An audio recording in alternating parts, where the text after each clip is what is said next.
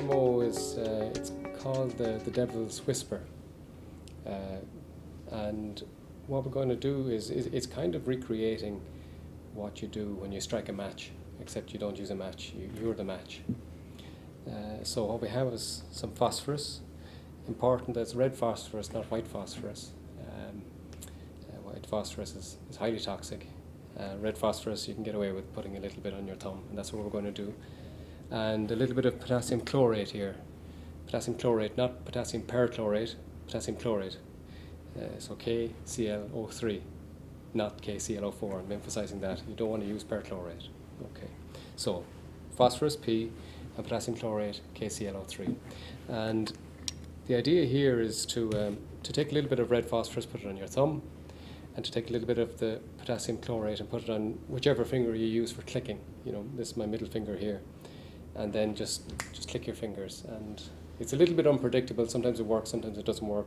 But when it does work, you get a sort of a nice little spark and a flash, because what's happening is that the phosphorus loves oxygen. That's the saying. Phosphorus loves oxygen. So when you give it the slightest little bit of encouragement, just by the friction of your thumb and your finger, that's enough heat to get some of the red phosphorus to sort of, so I think some of it transforms almost into ever so slightly white phosphorus, grabs the oxygen out of the potassium chlorate, and you get phosphorus pentoxide in an exothermic reaction. You get a bit of KCl as well, and heat and spark and so on. And it's the basis for a matchstick, and how a matchstick works, with an oxidizing agent and some phosphorus, and the phosphorus pulling the oxygen, exothermic reaction, burning and the wood and so on. Yeah. So I suppose the important things here is, keep them, don't mix them, beforehand. Keep them apart. If you mix them and you give them the slightest encouragement, they will react. The phosphorus will go after the oxygen in the chlorate. So all I'm taking is this, a tiny little bit, a dusting of, might give it another little bit there now. A dusting of the red phosphorus,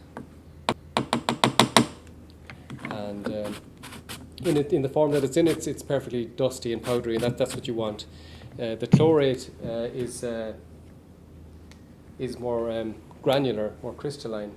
So what you need to do is to be sure to grind it into as fine a dust as you can. Increases the surface area for the reaction to take place, and you have a better chance of getting it to work. So I just put a little bit into the wing boat and grind it with the spatula then. Okay.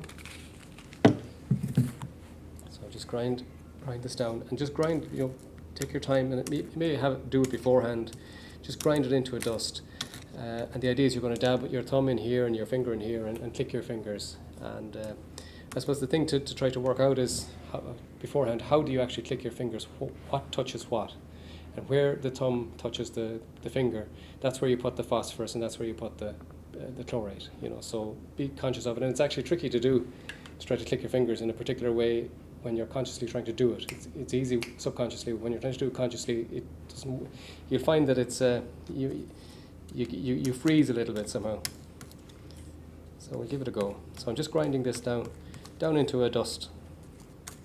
And again, when you're doing it, you can sort of emphasize the fact that large particles take a while to react. Small particles increase the surface area available for reaction. And that's why you're doing it.